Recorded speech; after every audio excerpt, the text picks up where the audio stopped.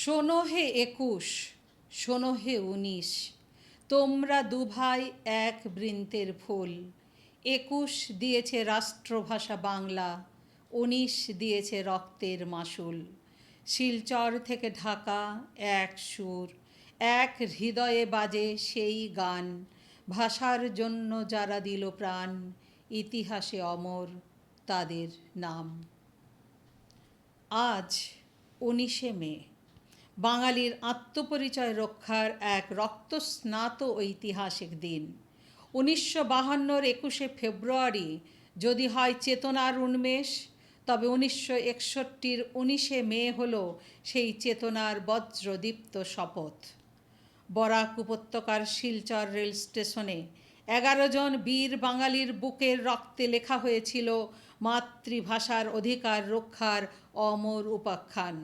আজ সেই মহান ভাষা শহীদদের স্মরণে গভীর শ্রদ্ধা জ্ঞাপন করছি।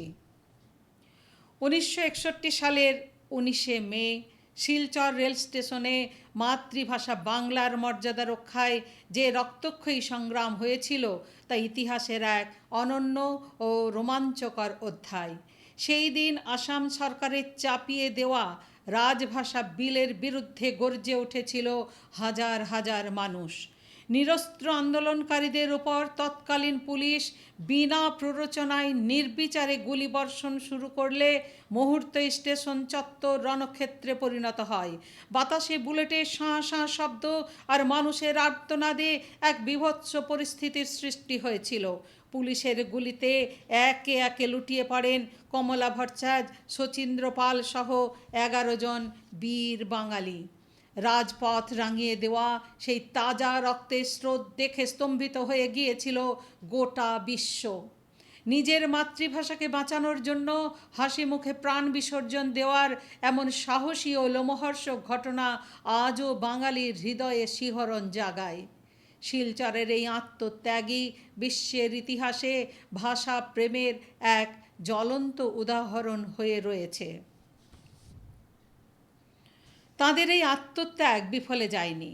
গণ আন্দোলনের মুখে সরকার নতি স্বীকার করে এবং ১৯৬১ সালের অসম রাজ্য ভাষা আইনে সংশোধনী এনে বাংলাকে উপত্যকার প্রশাসনিক কাজের ভাষা হিসেবে স্বীকৃতি দিতে বাধ্য হয়।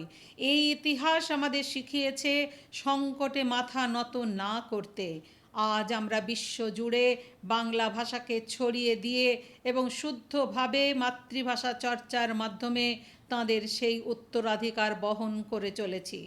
শিলচর রেল স্টেশনে আজ শোভা পায় শহীদ বেদি, যা ভাষা শহীদ স্টেশন হিসাবে পরিচিতির দাবি রাখে।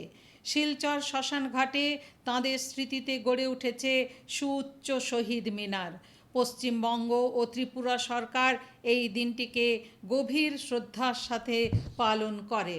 আসাম সরকার বরাক উপত্যকায় ১৯শে মেকে সরকারি শোক দিবস হিসাবে ঘোষণা করেছে এবং বর্তমানে বিভিন্ন সরকারি পাঠ্যপুস্তকে এই গৌরবোজ্জ্বল ইতিহাসকে অন্তর্ভুক্ত করা হয়েছে।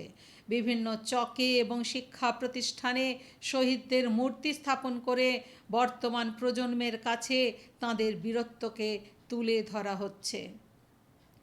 রক্ত দিয়ে কেনা এই বাংলা ভাষা আমাদের অহংকার। আসুন আজকের এই পবিত্র দিনে আমরা শপথ নিই, যে ভাষায় কথা বলে কমলা, শচীন্দ্ররা প্রাণ দিয়েছিলেন, সেই ভাষার মর্যাদা আমরা আজীবন অক্ষুণ্ণ রাখব। তাদের রক্তঋণ শোধ করা অসম্ভব, কিন্তু তাদের আদর্শকে হৃদয়ে ধারণ করাই হবে আমাদের শ্রেষ্ঠ সম্মাননা।